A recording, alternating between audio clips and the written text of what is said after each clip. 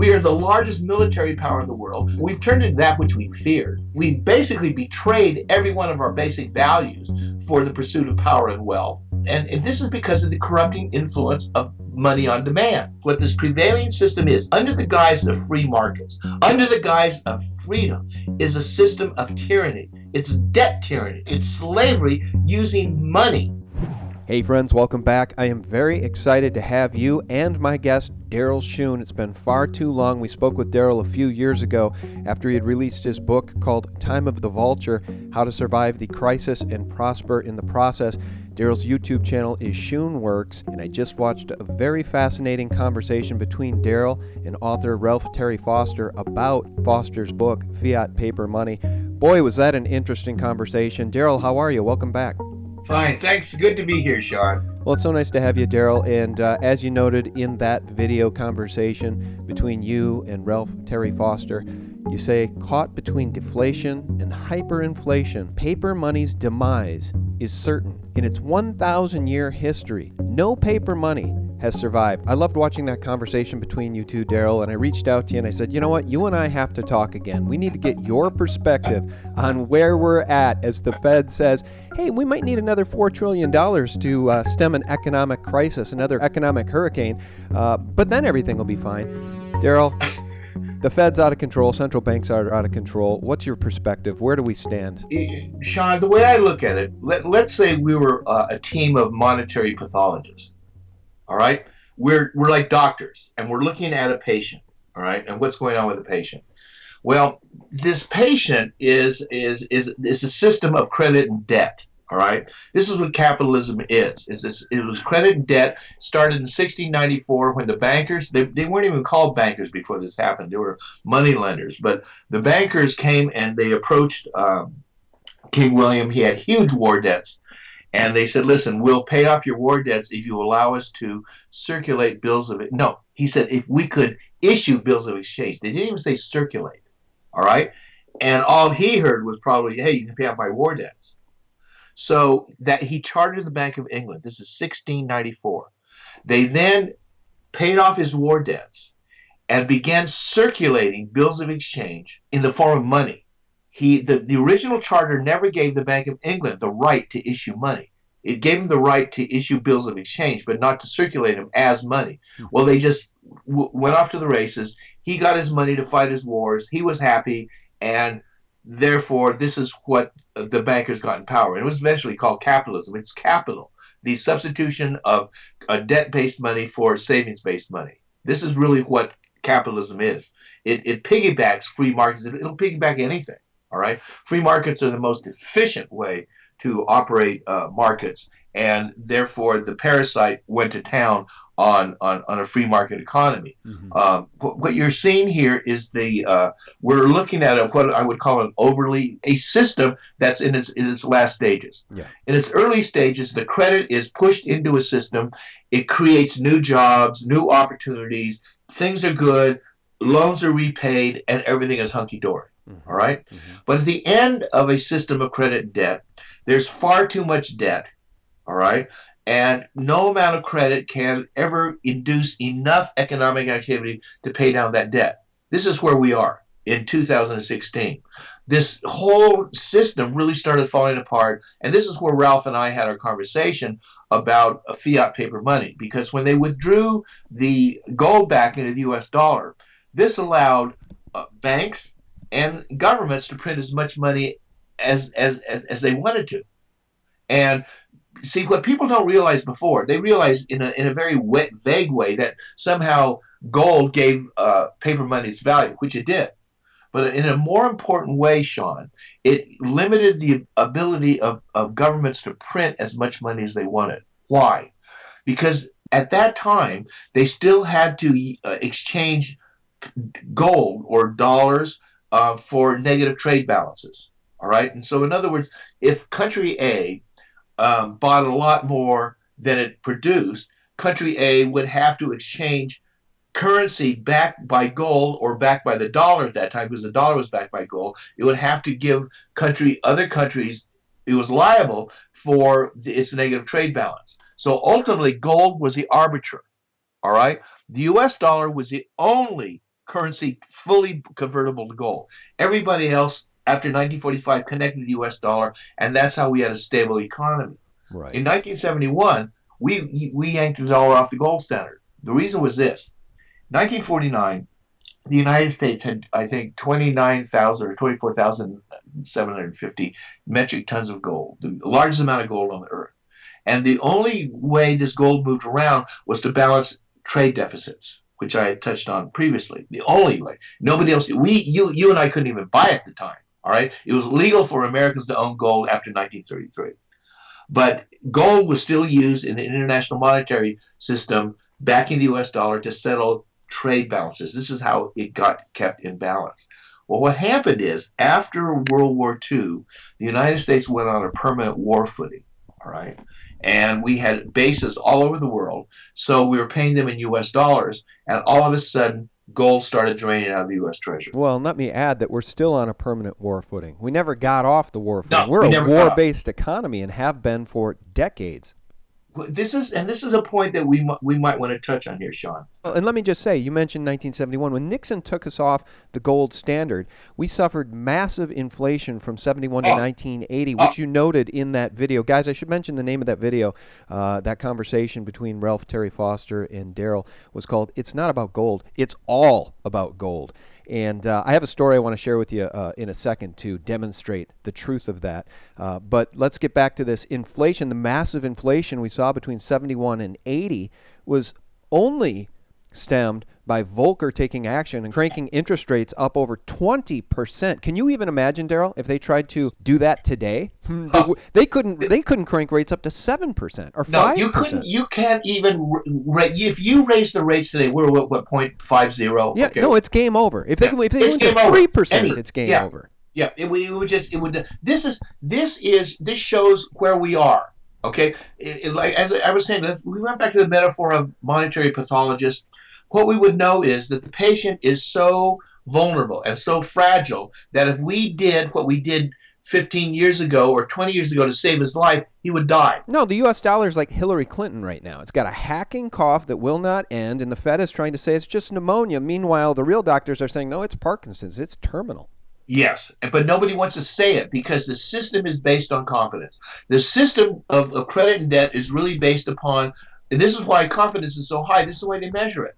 All right, because the more confident people are, the more they're willing to mortgage their future. That's right. To pay off those debts. I wrote one of my early articles, Sean. It was called "Selling Dreams on Credit." Make a fortune by selling dreams on credit. This is what bankers have done. When they started, the only entities that they would give credit to, one, were governments. This is basically the Ponzi scheme started in England. So the only entity that they loaned money to was the government. Why? Because the government could tax people to pay them back. That's right. Right. And in fact, when they did this, Sean, there was not even national taxation. National taxation as a concept emerged after the Napoleonic Wars when England owed so much money. I mean, that drained them. That they passed a tax, a national income tax, and they said, of course, it was going to last for 10 years till they paid it off, and of course, it didn't. But that was in the 1700s. So this stuff it builds on itself. It started out with loaning money to the King of England so he could fight his wars. Now everybody can go to war on credit. That's what people don't realize, where imperialism came from. England was the only country that could go to war on credit at that time. Well, that's right. And it was Rothschild's mother who said, if it weren't for my sons, if my sons didn't want there to be wars, there would be no wars, because they financed the wars. And they knew and they knew that the best way to indebt nations was to get nations to go to war and then finance both sides. This insidious beast system must be stopped. It must be brought to an end. And we can talk about the ways that might happen here in the future, because a lot of us think that the powers that be, the Western powers that be, the Rothschild, Rockefeller banking cartel is losing control. We can get your opinion on that in a second, but let me just say this. As we talk about the death of the dollar, or the U.S. dollar being in its terminal phase, I want to put up this chart from SRS Rocco, guys, which shows the exponential growth of debt in the United States. It cannot be stopped. It cannot be stymied. And ultimately, it spells our doom. Now, I want to share this story with you, Darryl. Okay. I think this is interesting. I think this is sort of funny, and it'll help everyone understand exactly how inflation is the enemy of all of us, and even the smartest people out there still don't understand it. So I listened to this Adam Carolla podcast. I'm not sure if you're familiar with him, but Adam, Dr. Drew actually just got fired for speaking truth about Hillary's health.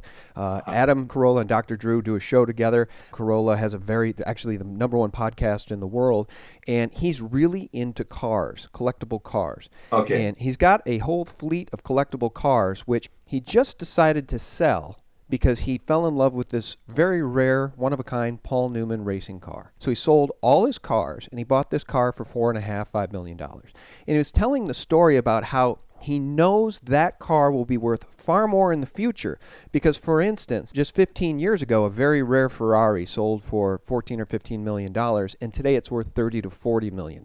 Yeah. And he cited all of these examples. But what he doesn't understand is what he's describing with that now $40 million Ferrari is the loss of the purchasing power of dollars because if that person who had bought the $15 million Ferrari 15 years ago had instead bought gold, that gold today would be worth more than $60 million.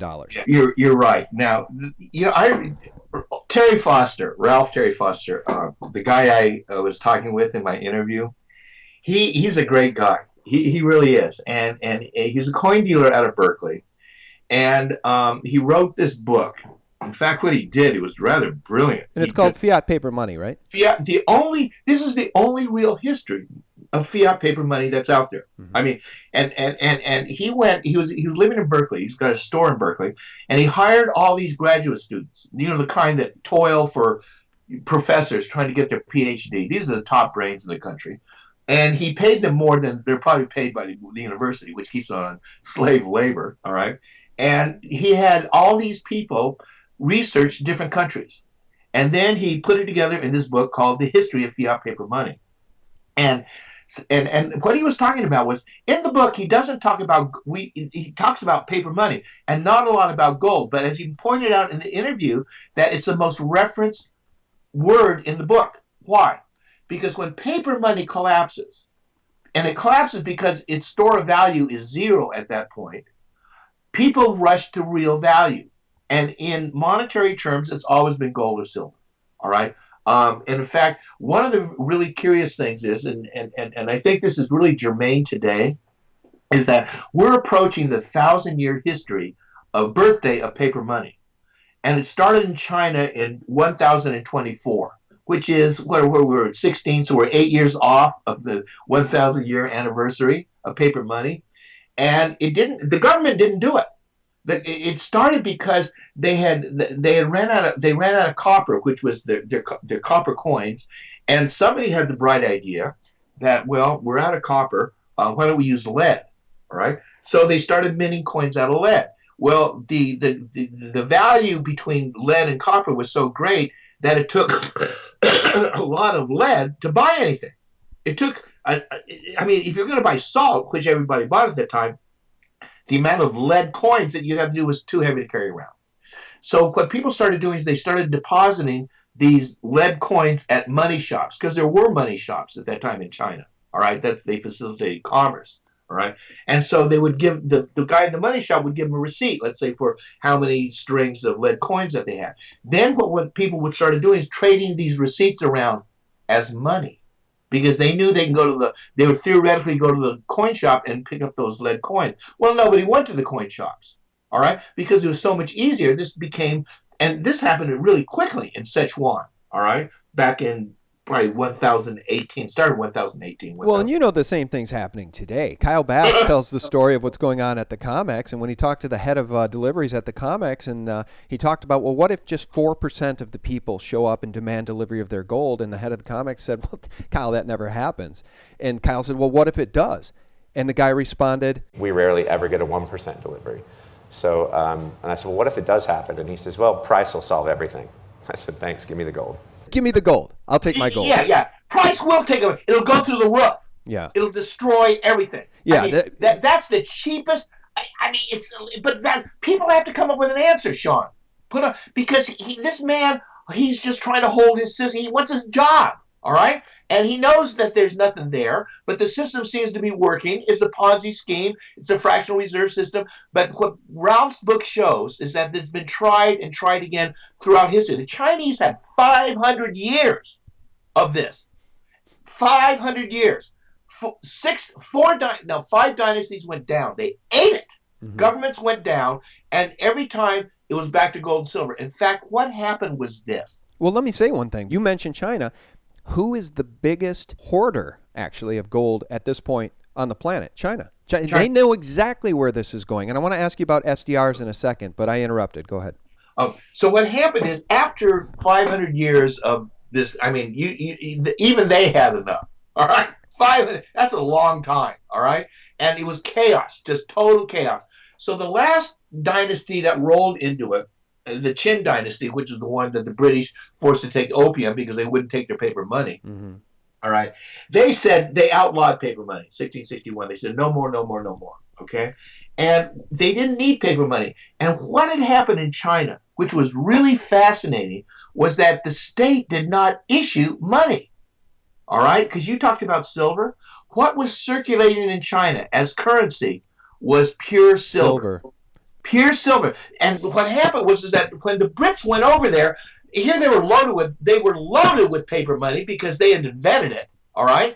And now they were fat and they wanted what money bought, which they wanted was tea out of China, silks out of China, and porcelains out of China. So they rolled into China and said, here, we want this stuff. And Chinese go, great, you can take it. What are you going to give us? We want silver. And the British go, no, we were going to pay you this money. Well, the Chinese had 500 years experience with this damn money, and they said, we won't take it. So the Brits had to give them silver, the biggest dump of silver in the history. Most of the silver was mined in Americas by the Spaniards. It ended up in China because the British had to pay real silver for what they wanted. And then they said, hey, we're going broke. And then they had the Opium Wars in 1840, 1860, forced China to take opium, balanced out with opium from India, and everything was well, except China was now addicted to opium. All right? But what was curious about it, what was happening in China at this time, money was not circulating either as paper or issued by the government. It was silver taels. They call them TAELs. And it was just, they knew it. They could melt it down. It was like this, it's circulating. So it wasn't even a government issued thing. And the thing worked. But anyway, what we're here now is we're back at the end of a system that's failing. It served us. You can't even say served. It did serve us. It served a function. It certainly brought a huge standard of living to the world that had never been before.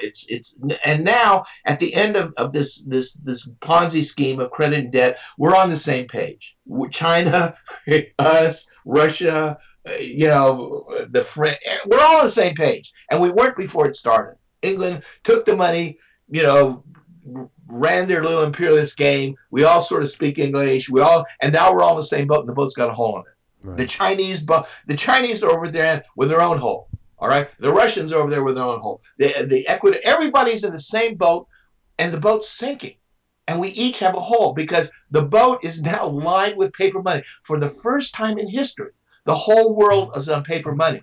What Ralph's book pointed out was no system of paper money has ever survived. What my friend Antal Fekete is incredibly brilliant, he was brilliant. And he said the benefit of the 30s, he said when we went down and had the Depression before, is that there was countries still on the gold standard that had relative stability. All right. Now, after that, no one is on the gold standard. This is the first time in history, Sean, that every country's been on paper money. So you confront that with the history of paper money, which is inevitably, it reverts to the mean, which is zero. Mm-hmm. And it reverts to the mean after huge monetary inflation and money printing. That's where we are. Now, here we are in 2016. We happen to be, and this is after thinking about it. I saw this coming I saw this coming in the 1990s when I started looking at it. And of course I go, holy shit, what's going to happen to me? What's going to happen to us? And I saw how the dollar was vulnerable. What I think is going to happen is this. The dollar is going to be the last man standing. All right? I mean, I thought because we were the most vulnerable, we had a negative trade balance, people were going to move around. The truth is, there's no alternative to the dollar except precious metals. And the bankers are not going to allow precious metals into the game. They're going to do everything they can because it really is a threat to their whole Ponzi scheme of credit and debt. So those of us who know about it are the only ones who are going to ride that one out. The rest of them, everybody else is going to be, they can't do it. They're not going to go there. But the dollar is going to be the last piece of paper standing. And when it goes, everything's going. Yeah. Now, Go we ahead. talked about the SDRs. They're trying to roll that into it. Well, let's talk about. Well, I want to go to the SDRs in a second. Let me just say one thing, though. You say the dollar will be the last man standing. Of course, when the Titanic went down, there was a last man standing. There had to be one last guy before his body hit the Atlantic. And we don't know who he is, but he does. Yeah. And he didn't make it, so the dollar's not going to make it. And I do want to talk about China moving to SDRs or agreeing to exchange treasuries for SDRs. This is information that's just been reported over the past month. It's a big story. I want to get your opinion on it. But I also want to say this.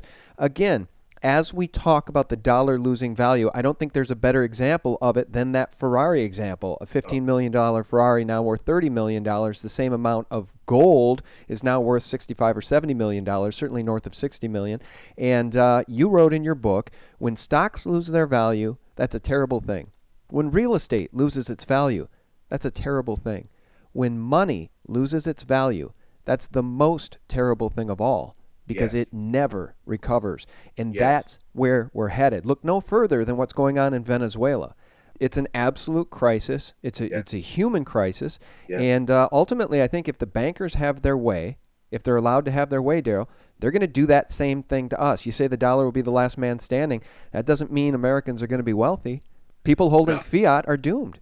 What they're doing, see, a parasite. Banking is a parasite. It's a parasitoid, okay? And what eventually happens is they even kill their host. They can't stop it. It's not like they have an inbuilt system that goes, holy smokes, we got to keep the British had a sense of stability about it. They really did. The British understood the beast that had given them their empire. They really did. I mean, looking back at the history of banking and capitalism, the Brits understood the golden goose. All right? They ran it as long as it could go. They started with a very small economy, a little island off the coast of Europe, made it into a worldwide empire. The sun never shone on, never set on the British Empire 200 years later. Well, the thing with capitalism, capital markets, it has to keep growing. If it doesn't grow, it implodes. Growth, they have to. It's the devil's whip. Why? Because debt compounds. And if the compounding debt is not repaid, the system collapses. So what happened is England empire reached its limit in the late 1800s, couldn't grow anymore, so they switched the game over to the United States, all right, which had fought central banking. That's why one of the reasons the American Revolution was fought. Thomas Jefferson said that bankers are a bigger threat to our well-being than a standing army, and he really didn't trust the military at all. All right, but what happened is that the British, they understood this beast that had given them the power that they had. They were walking around in puffed wigs and living the good life. All right, and you can say capitalism works. Well, you talk about all the countries that have sucked the money out of. It's not a zero-sum game. It's a win-lose game. It really is. It's a win-lose game. All right, and the bankers are the only ones left standing at the end. But there will be an end. And that's what we're approaching. The difference between me and a lot of people looking at this, Sean, is that I don't, my whole life has been so strange that I watch it mainly as an observer at this point, especially with my age. And so I don't have so much that vested interest, that skin in the game. I got skin in the game. I mean, we're all here at this time. But the truth is, the system is collapsing.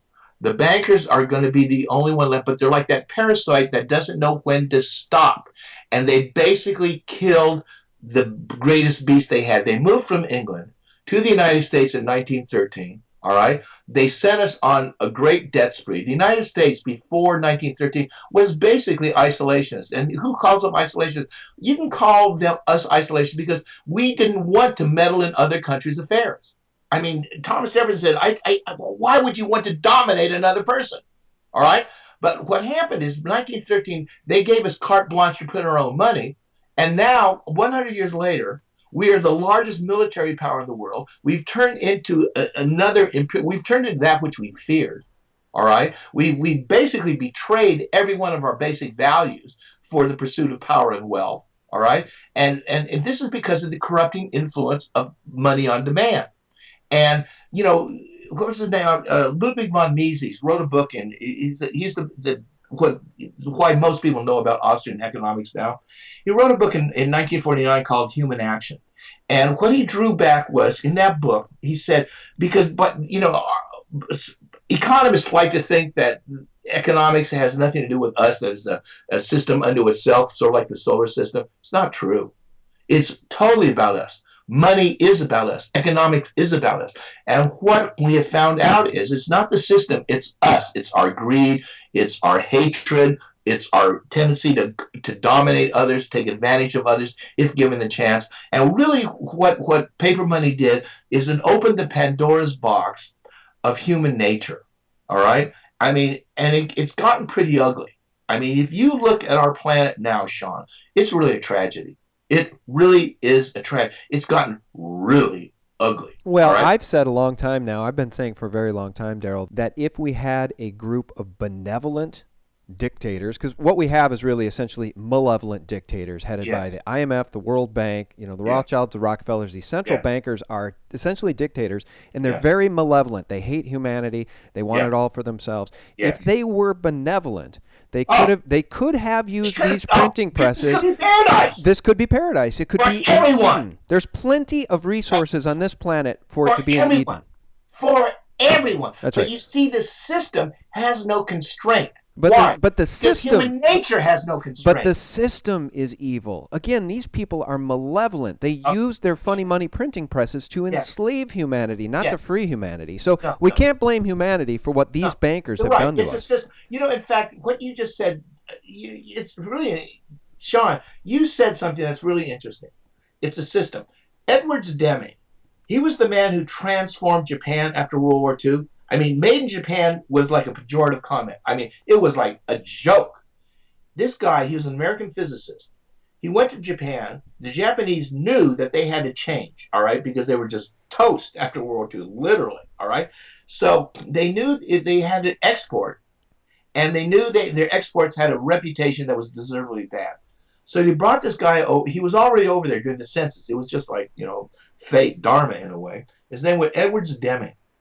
And Deming was a physicist, all right? So he was very objective, very rational. And he said, he says, it's a system. He said, you can blame people for what happens, but the system determines what happens. And he said, this is as true for people as it is for products. And so he showed how if you change the system, you could have extraordinary products coming out the other end. This catapulted Japan to world power in 20 years, all right? And what he said was this. It's the system that is fault.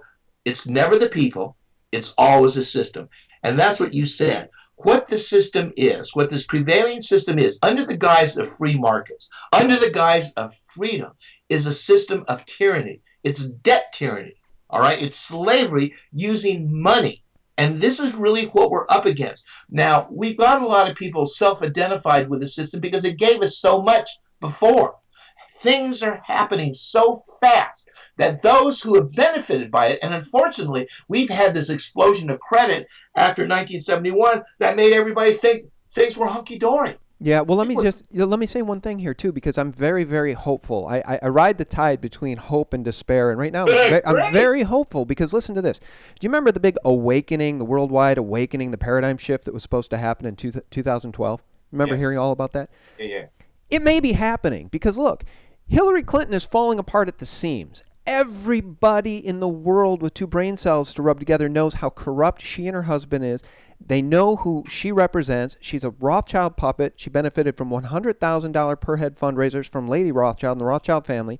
She is a puppet of these banksters. She is spiritually sick. She is physically sick. She's falling apart at the seams. And, against that backdrop, we have Brexit. We have people standing up and saying, no, we want out of the EU. We want out.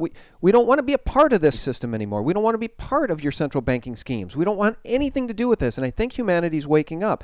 But, and I think this is a good bridge over to the SDR question, as you know, Darryl, and I cite often, the Rothschilds' 1988 cover of The Economist magazine predicted a world currency in 2018. Here we sit on the cusp as we barrel towards 2018, and we have the IMF's Christine Lagarde going over to China with the first step toward a one world currency with China's SDR bond issue. Yes. And it needs to be talked about. Let me just read this from Epoch Times.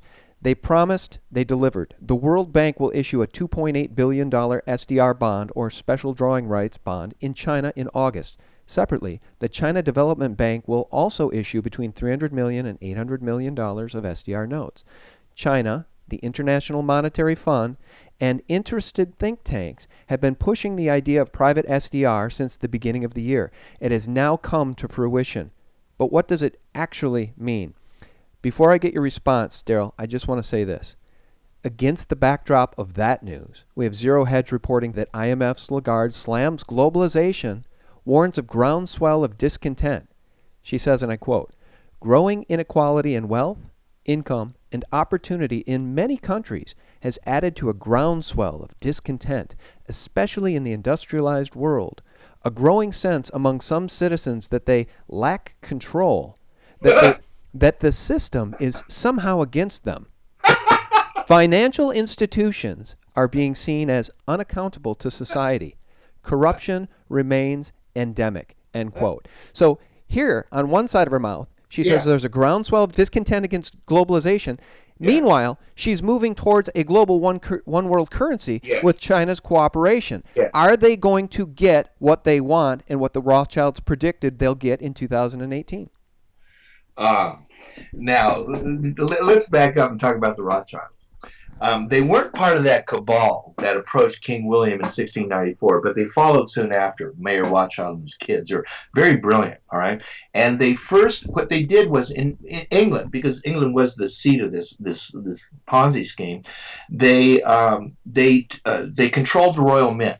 That was their first thing, all right? The Rothschilds controlled the royal mint, so they minted the gold and silver that was coming out of England at the time. What the Rothschilds then did was they syndicated loans. They were the first people to syndicate loans. And this was for England's war efforts. Then they syndicated the loans on behalf of the French. Because why did they syndicate loans to governments? For war, because basically governments were going to war with each other. They needed money. These guys printed it out of thin air, all right, and could do it and make money off both sides of the table, which they did, all right. Now, what happened is their system is imploding. Okay, the Rothschilds had probably taken more gold off the table than anybody else. All right, and in the early 1970s, when as gold started moving up, they made this big statement in London: to gold has no value, which is, they were trying to pull off a repeat of the story of when Mayor Rothschild cheated. Found out that Waterloo and in advance and shorted the market or took advantage of either way and made a fortune. So they're trying to do the same thing. Well, we're getting to the point of where the bankers are really concerned about their system. Now, what we don't realize from our vantage point, Sean, is that we know we're not in control. I mean, it's clear we're not in control. And I want to tell you that and there's a mentality that is prevalent among the powerless, that somebody's doing it to them. And the truth is, it is being done to us. There are more powerful entities at work here. But the truth is, they are not in control either, and they know it. One of my sayings, Sean, is this: credit is no more money than power is control. All right? But people who have credit really think it's money. You got to pay it back, but they think, oh, I got money. No, you got to pay it back. And people who have power, it leads them to think they're in control. They don't. They have power. It's not the same as control. The boys at the top, the elites, all right, the Rothschilds, the banking interests, the minions who work for them, have more power than the rest of us, temporal power right now in this place there. The truth of the matter is, they know in their heart of hearts that this is in control, and that's why they're getting scared. All right, and they see what's happening. All right, how cognizant are they of the roles that they play? I don't know. I mean, I don't know. All we can do is watch them and see what they're doing. Now, let's talk about the move towards the SDRs. Okay, they know that their system is faltering. I mean, negative interest rates. I mean, if go back to the metaphor of monetary pathologists, to see a negative interest rate is a definite sign of systemic distress. The patient's going to die. All right. Credit, the cost of credit is the heart of the capital system. All right. The cost of credit. And it's never been negative before in the history of anything. 5,000 years. We've never had negative credit until 2 years ago. And now it's spreading like wildfire. This is a sign of how deeply distressed the system is. These boys are watching it. They also know that pulling gold out of the system destabilizes the system because money is going. So they come up with this idea called SDRs. They were going to have a basket. Well, the SDRs were first floated in the 1970s. All right, after they withdrew gold from the system, SDRs, special drawing rights in the IMF, and it didn't work. It didn't work. All right, and this is what I want to put out there. All right, is that we're watching people who are far more powerful than us. All right, who are, I mean, it's like Napoleon. Napoleon really thought he was going to get to Moscow. In fact, when he started his campaign to get to Moscow, he thought he was going to get there. So did Hitler. All right, both of them never made it. All right, it's what they call the darkness before the dawn or brightest before the collapse. We are watching the end of the system. It is very clear that the Chinese are playing two hands at the time. Yeah, all right, I agree with that. They are. They're not dumb, but they're caught in the game. They had to go paper money. I mean, paper money allowed them to get where they were because what happened is that we sent all our jobs to China, and China joined the game at the end. Look, I was listening to a very interesting conversation between Max Kaiser and Dan Collins of China Money Report. And guys, you should go watch this interview. It's Kaiser Report, episode 963. It's called "Will the Dollar Live to Die Another Day?" And Dan Collins was saying, look, the reason the Chinese don't want to be the new world's reserve currency is they know that means they have to inflate. They have to be massive debtor to the world, and they don't want to do that. So, well, you instead, see, I saw that video. But instead, let me just say, instead, just so the audience knows, instead they've agreed to participate in this SDR basket and get out of treasuries. And Dan Collins and Max Kaiser make the point that with this new SDR system, it could allow the World Bank and the IMF to soak up $100 trillion in central bank debt, allowing this Ponzi to go on much longer than any of us thought it could possibly. Yeah. You know, your statement is really interesting. In 1986, I met Howard Hughes' former banker, and he was an extraordinary guy. And we were walking along, and I had no concept of banking at the time. I mean, it really was. Okay, and I remember what he said. He said, "You know, we're going to need something. We're going to need something to roll this thing forward." He was a banker, a pure banker, all right, and clearly he was part of the system. He was Howard Hughes, and he was you know, and I had no idea what he was talking about at the time. But you know, as I became interested in this game, I realized he saw then in the mid '80s what they're having to do now. It's always been a thing. Hyman Minsky pointed it out that in the early days of capitalism, credit goes out there, creates economic opportunity. Loans get made, debts get repaid, debts get retired, and more credit is issued. Once you reach what he calls an overly mature capitalist system, you've got too much debt for credit, all right? And so the debts aren't being repaid, they're being rolled forward, all right? They're being banked up, and they're printing more money to roll it forward. What SDRs are is the latest attempt by the paper boys to roll it forward, right? Okay? That's right. Now, that's a very interesting question. Will the dollar live to die another day? It may or may not. All right. I know what their intent is. I have no doubt. You know, I'm so cynical about human nature, but I'm really positive, like you are, Sean, and how this game's going to turn out. All right. But nothing humanity does really shocks me. I mean, we're just a sad example of what we managed to do. And maybe it's not our own fault, but really our track record is not well what we've done with the planet here. All right. But I think other forces are afoot. And the boys who are behind the money game, the paper money game, are truly evil. And what evil means is that they don't care about other people. They only care about, they're like a parasite that wants more. And when a parasite wants more, it's ultimately going to kill its host. All right. And it doesn't even know it. It's blind to its own demise. And I'm sure, one of the things about human nature, Sean, it isn't our virtues that are going to get us, it's our failings.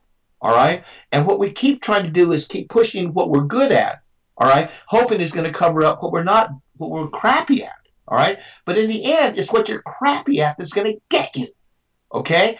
And that's what the parasites don't understand, is that they need a system with which to work. They need to feed off something. And they pushed it to the point where they killed it. They have pushed it to the point where they have killed the beast off which they fed. All right. Money is only circulating among themselves. One of the metrics I watch is the velocity of money. And when every recession has ended before this one, the velocity of money picked up again. All right. This recession was declared over in 2009. Unlike every previous recession, the velocity of money has continued to fall. And this is the reason why is that the recession's not really over. Now, the metrics that they measure recession by is economic expansion says it's over. Well, that's because it got a shot of steroids, which was QE. Right. They got a massive shot of steroids, which jolted the dying body. You had it circulating again, and so they go, the recession's over. Well, the truth of the matter is, watching that little blip, blip, blip, blip, blip, blip on the chart of the economy, the velocity of money is continuing to fall. The only place where the velocity of money is continuing to expand is among the very wealthy, who have still huge amounts of money, huge amounts of credit, and they're bidding against each other for the same thing. So what they're looking for, cars, $30 million Ferraris, right? Absolutely, $1 billion Ferraris, and they're happy. The rest of the people, they're dying. They're absolutely dying. I mean, they're dying. All right, and those who haven't died yet are looking the other way, hoping that somehow fate's going to bail them out. Well, let me tell you something. I don't know if the SDRs are going to work. My initial feeling is they're not going to, because I knew them. It didn't work the first time they floated out. I think it's just another desperate measure of a dying system. It's not going to work it's not going to be any more successful, Sean, than the Japanese have been successful about saving their economy from deflation that started in 1990. Well, right. Well, I agree with you. And one thing I just want to say is, regardless of whether or not the SDR basket works in the short term or the long term or for any period of time at all, we know that gold is going to play a part in the system, because China will not turn its back on gold. It will continue to acquire gold, hoard gold, save gold, and stay out of debt. Again, they don't want to be the world's reserve currency because they don't want to flood the world with yuan. They don't want to be debtors to these central banks. They're too smart. They've been playing this game for centuries. Centuries, literally centuries. Well, And let me just say one thing before we turn it back to you as we wrap up here in the next couple of minutes. I love your passion. We have to get you back on in the next few months. We should make you a regular guest, because I just absolutely love your passion. This has been a super fun conversation for me. I want to thank you for your time, and I just want to say we got to revisit this thing in 15 years and see if Adam Carolla's $4.5 million car is worth $9 million. Let's say he's right, and it's worth $9 million. The question, Darryl, is, what will gold be worth? What will the same $4.5 million, had he invested it in gold, what will that be worth in 15 years? I suspect it'll be worth far more than $9 million. Yeah, the last bet's on the table, Sean. It's on the table. And the roulette, the wheel, it's spun, the ball is bouncing around. We're just waiting to see where it's going to end up. Yeah, that's right. Darryl, I just absolutely love your passion. Thanks so much for joining us today. Remind people of your YouTube channel name. Let's get you some more subscribers. It's called Schoonworks. And that's SCHOONWORKS. Excellent. Excellent. I'll put the link below. And the name of your book is Time of the Vulture: How to Profit, from the Crisis. But I'm writing another book, and this is where, and it's sort of going. It's going to answer the questions that you had. It may not answer them, Sean, but it's going to address the questions that you brought up today. And do you have a title for that book yet? The Crises in the Context. Excellent. Excellent. Well, guys, our guest has been Darryl Schoon. You can subscribe to his excellent YouTube channel at Schoonworks on YouTube. And Darryl, I want to thank you very much for your time. This has been very enlightening and a lot of fun. Thank you. Thank you, Sean. And guys, thank you so much for tuning in. It gives me goosebumps to have conversations like this with like-minded, passionate people. So many of us now are like-minded and passionate, and this system is dying. Hillary Clinton is the prime example of that. She represents the system. She's literally dying. Their system is dying. We are winning. I swear to you, we're winning. Humanity is rising. Thanks so much for tuning in. Visit us at sgtreport.com 24 hours a day for real news. That's what we focus on. That's our goal, is to provide you with real news and information, the antidote to the corporate trash propaganda they shove down your throats at CNN, MSNBC, ABC. The Mockingbirds are losing. We're winning. Thanks for watching. God bless.